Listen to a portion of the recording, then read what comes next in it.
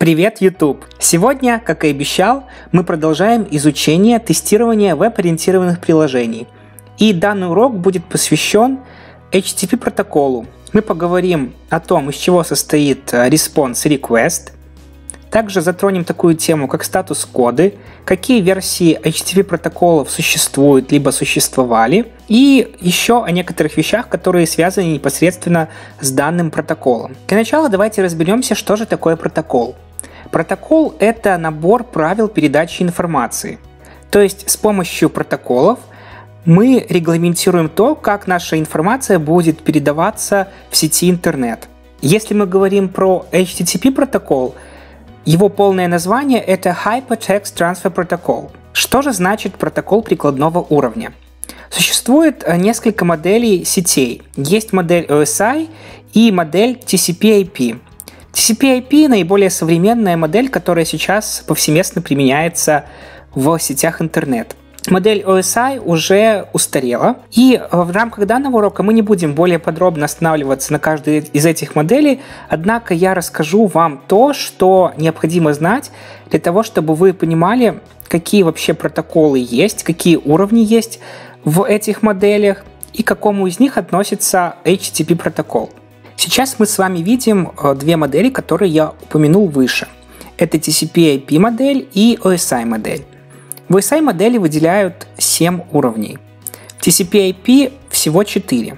Более подробно я расскажу вам про TCP/IP модель. Самый первый уровень – это уровень сетевых интерфейсов. То есть в данном случае передаются какие-то физические импульсы. То есть сюда можно отнести, например, оптоволокно. Когда мы переходим на следующий уровень, это уровень сетевой. То есть здесь уже происходит передача физических сигналов в виде битов или байтов. То есть здесь уже, например, можно выделить такой протокол, как AP. Когда мы говорим о транспортном уровне, то здесь уже происходят какие-то транспортные взаимодействия в нашей сети. Здесь выделяют два вида протоколов, это TCP и UDP. Стоит обратить внимание, что эти два протокола отличаются между собой. И частенько на собеседованиях спрашивают, чем именно. Если мы говорим про TCP протокол, то есть это такой надежный транспортный протокол, в результате которого при передаче файлов происходит гарантия того, что информация доходит до нашего клиента. Если же в рамках передачи информации происходит то, что информация не проходит, то есть нет никакого убеждения и гарантии, что клиент получил эту информацию, то происходит повторная отправка информации. Это то, что касается TCP протокола. Если мы говорим про UDP, то здесь не нужно убеждаться в том, что наша информация дошла. То есть это происходит непрерывным потоком, информация передается. И нет никаких механизмов, которые говорили бы о том, что гарантированно наша информация попала к клиенту либо серверу. Это основное отличие этих двух протоколов. Какие-то технические вещи в рамках данного курса про эти протоколы я рассказывать не буду. Данного ответа будет достаточно на собеседовании, чтобы ваш интервьюер понял, что вы знаете, чем отличаются эти протоколы между собой. Если мы говорим про UDP протоколы, то на практике они применяются, например, в онлайн-играх, где не нужно убеждаться в том, что информация передалась от клиента к серверу. Если мы говорим про TCP протокол, то такой протокол может применяться в почтовых сервисах. То есть здесь мы должны убедиться, что действительно наш клиент получил какое-то письмо. И следующий уровень – это application level, либо же прикладной уровень на русском языке. Это специфический уровень для нашего приложения, то есть уже как в нашем приложении происходят различные взаимодействия. Это самый последний уровень. И, как я уже сказал, HTTP протокол относится именно к протоколам прикладного уровня. Если вам интересно, то вы можете поставить данное видео на паузу и посмотреть, какие еще протоколы можно отнести к вот этим вот уровням. Часто на собеседованиях могут спросить, какие еще протоколы, кроме HTTP, можно отнести к прикладным. То есть здесь уже включаются вот эти остальные оставшиеся протоколы. Также на собеседованиях иногда могут спрашивать про OSI модель, тоже про название уровней, какие виды протоколов используются на каждом из них. Поэтому, если вам будет интересна данная тема, то, пожалуйста, оставляйте свои комментарии. Я обязательно уделю большее внимание этим двум моделям. Мы поговорим о разницах в протоколах, какие подводные камни есть в них, и, возможно, что еще могут у вас спросить на собеседовании про каждую из этих моделей. Давайте теперь подробнее поговорим, из чего состоит вообще HTTP протокол, запросы и ответы. Обязательно выделяют основную часть, либо на английском она называется payload. То есть, по сути, это то, что мы вообще должны передать. Также основную часть еще называют полезной нагрузкой. Также в запросе либо ответе могут находиться так называемые хедеры либо заголовки. Это служебная информация.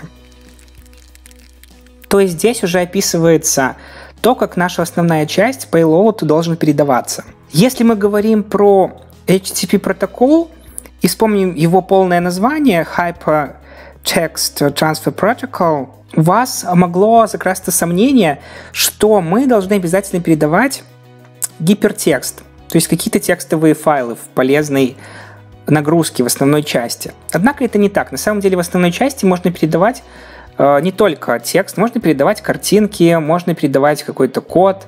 То есть все это также может быть зашифровано в нашей основной части. И чаще всего ответы приходят в формате HTML.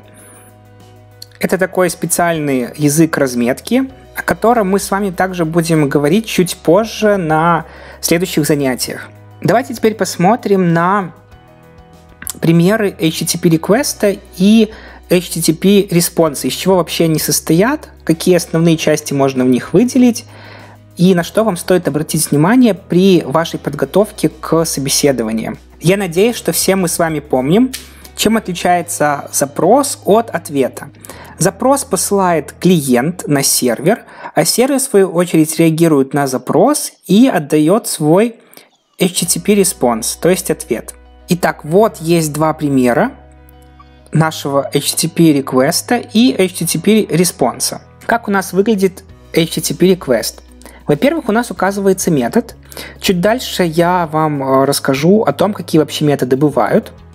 Поэтому просто запомните, что первое в респонсе — это метод.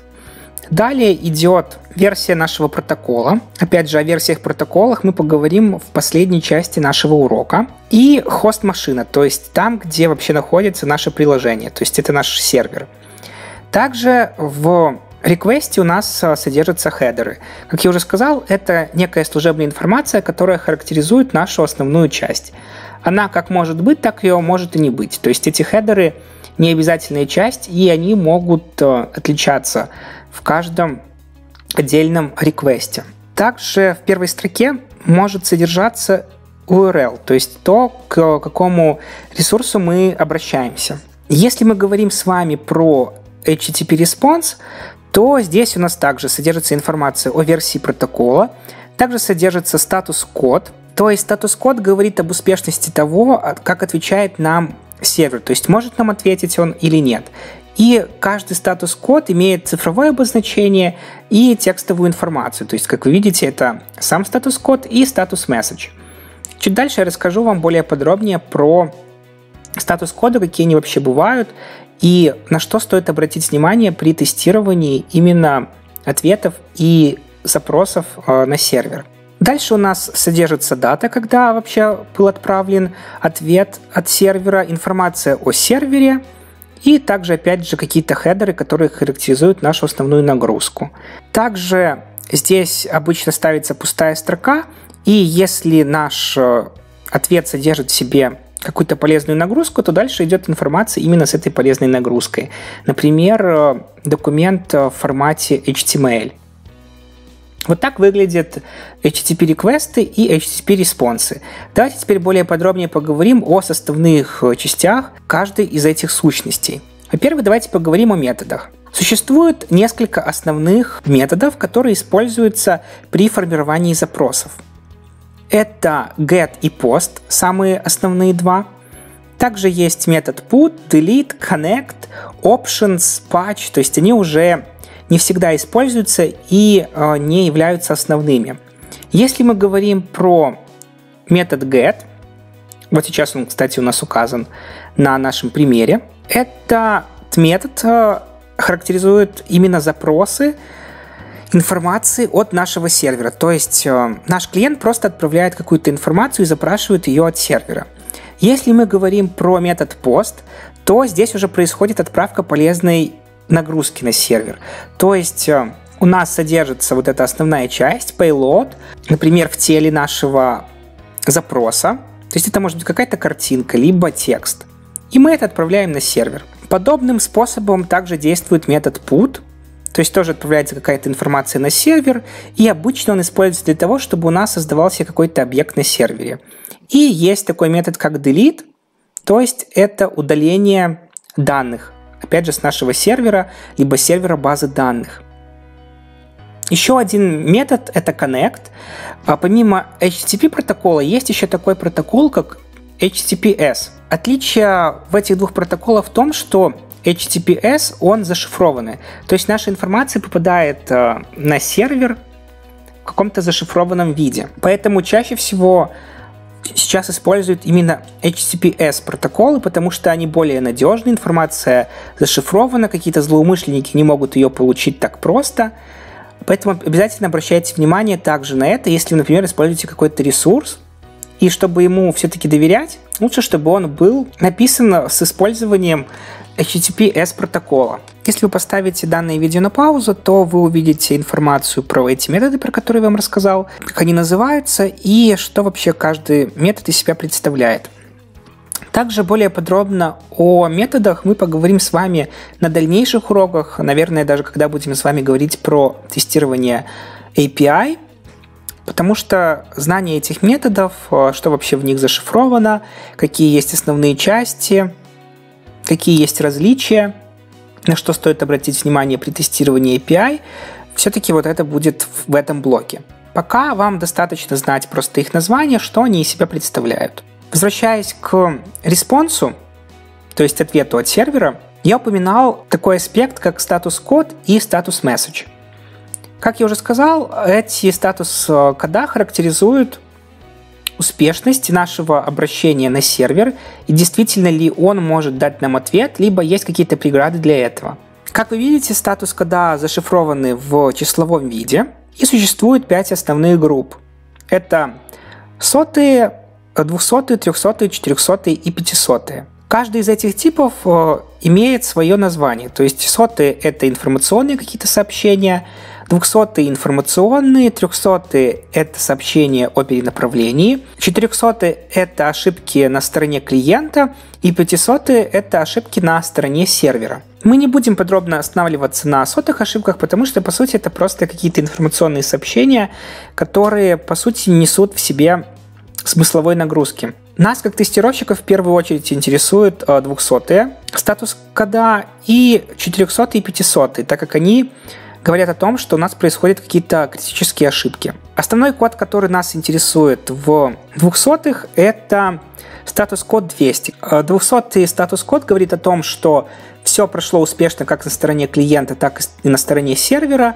То есть сервер обработал наш запрос от клиента, дал на него ответ, и действительно у нас произошел некий success. 300-й статус-кода, как я уже сказал, говорят о том, что информацию нам сервер вернул в ответе, однако он нашел ее в другом месте. Здесь нас будет интересовать такой код, как 301.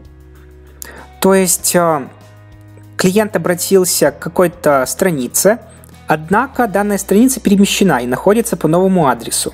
Сервер это дело смог переварить, и в хедере он вернул новый адрес. Чем плохи 301 ошибки? То есть мы должны всегда обращать на нее внимание, потому что это потенциальные угрозы.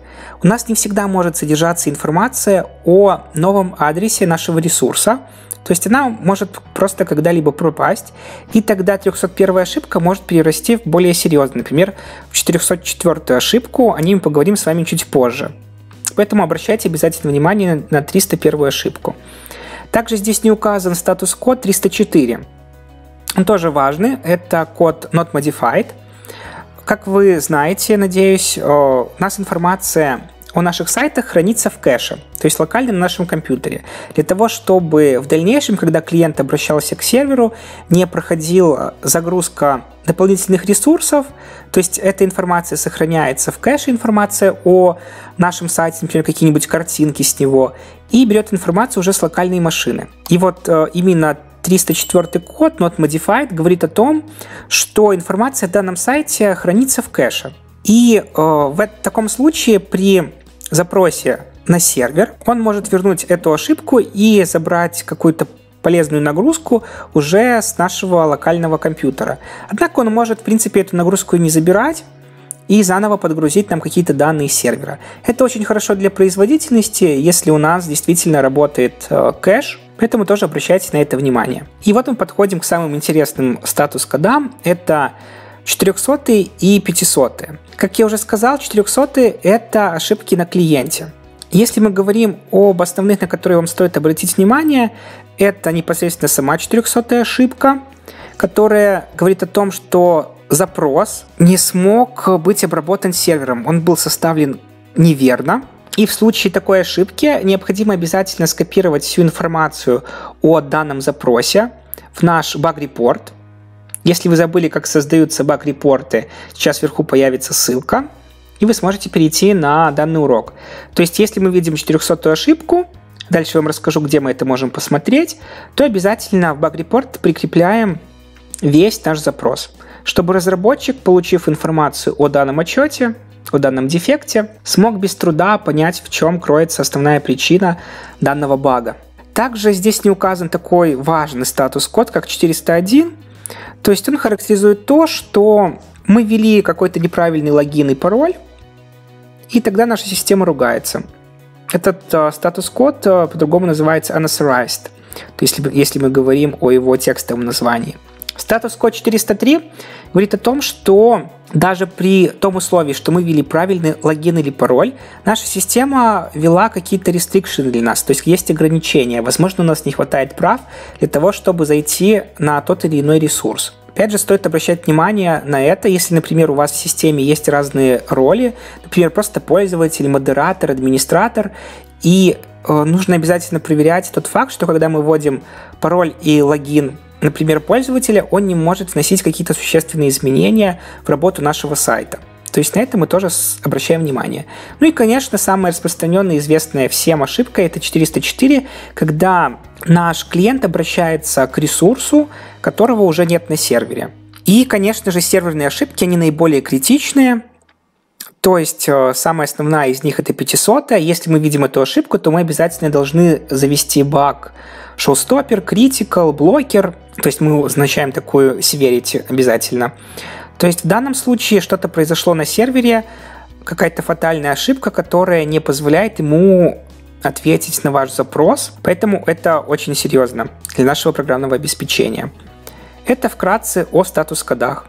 Хотелось бы отметить, что вам необходимо обязательно знать все эти 5 типов, знать по несколько примеров на каждый из них, хотя бы самые распространенные, которых я вам сегодня рассказал в рамках данного урока, потому что на собеседованиях часто просят привести эти примеры и рассказать, что они себя представляют. На самом деле всех статус-кодов очень много, и запомнить их нереально. Это справочная информация, то есть если вы находите такой статус-код какой-то, который вам неизвестен, который не относится к основным, вы просто гуглите и смотрите, что вообще он из себя представляет.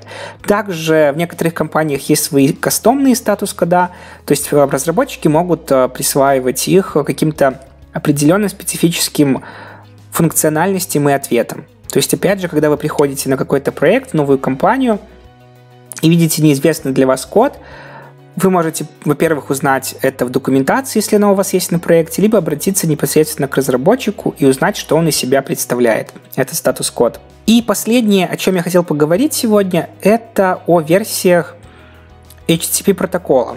Как я уже сказал, эта информация есть как в реквесте, так и в респонсе. Самая первая версия HTTP протокола – это 0.9. То есть даже не 1. Почему так? Потому что эта версия была придумана стихийно, и ей просто не могли присвоить какой-то определенный номер. Затем уже была версия HTTP 1.0, то есть когда уже были какие-то стандартизированные вещи в ней. В ней была информация о, если не ошибаюсь, 3 методах: get, post и put. И уже потом была версия HTTP 1.1, которая на самом деле сейчас чаще всего встречается на тех или иных ресурсах. После версии HTTP 1 появилась версия HTTP 2.0.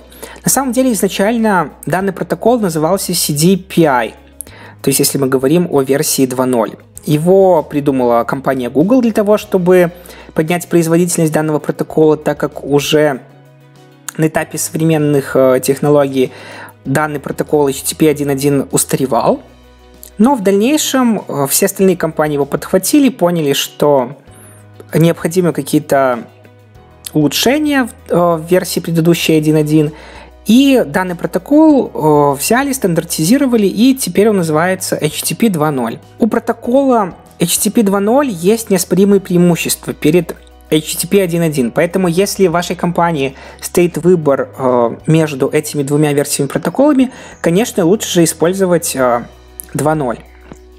Какие же это такие неоспоримые преимущества? В отличие от версии 1.1, версия 2.0 использует бинарный формат, то есть нули и единицы.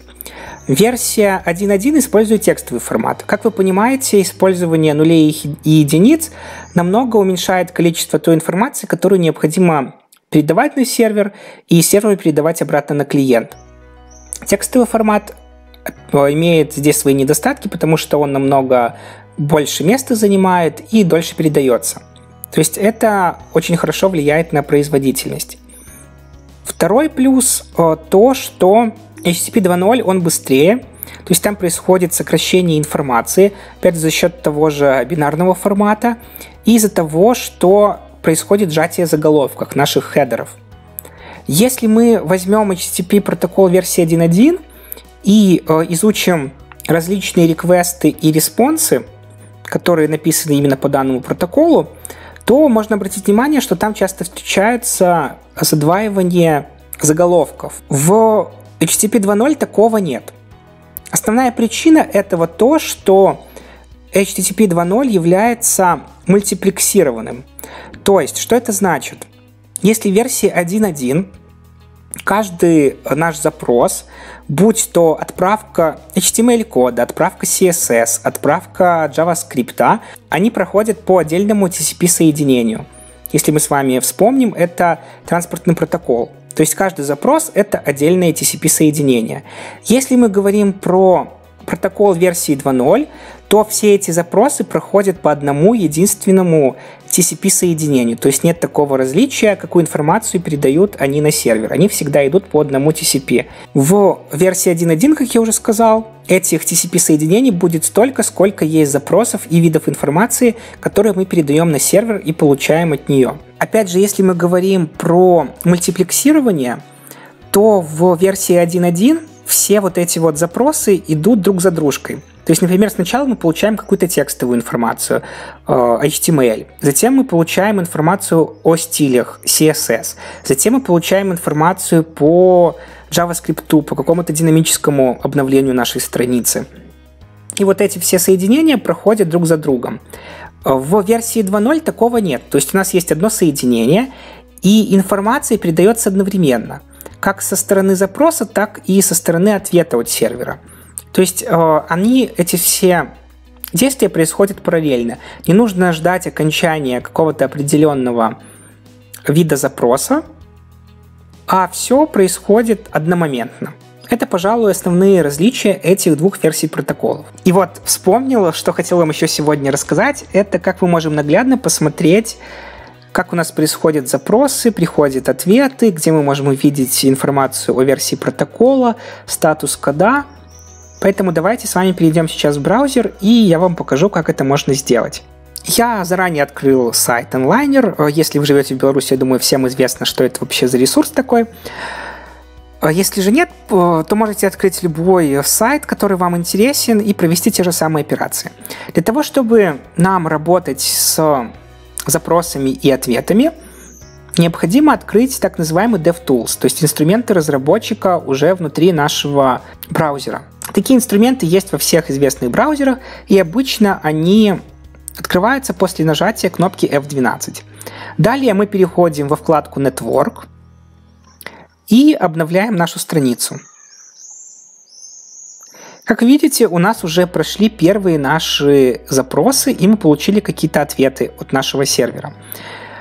И здесь уже можно узнать какую-то первую информацию. То есть мы видим метод, который используется, видим статус-код, то есть все здесь успешно прошло, и версию нашего протокола.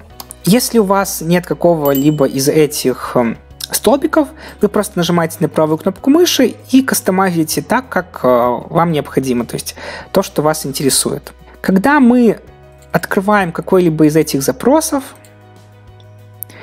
то здесь вы уже можете увидеть информацию о том, что у нас ушло на сервер и что мы получили от него. То есть вот эта информация о нашем запрашиваемом URL, метод, который был использован, информация о нашем статус-коде. Все это здесь есть. Информация о хедерах в нашем ответе. То есть все это можно здесь просмотреть.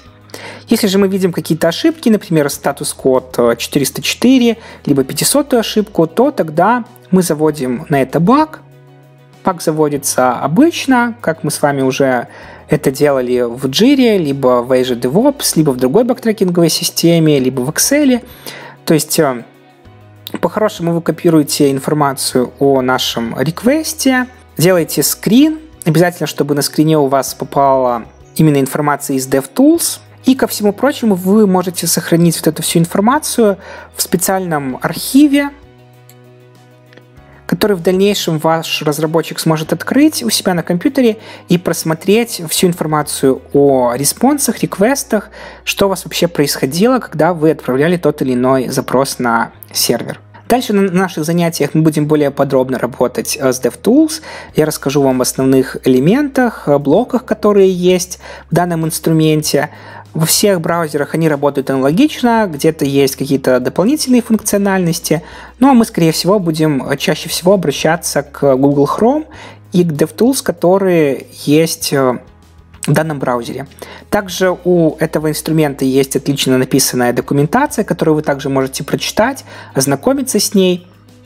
Ссылку на данную документацию я оставлю в описании к этому видео. Это все, что я хотел вам рассказать про HTTP протокол.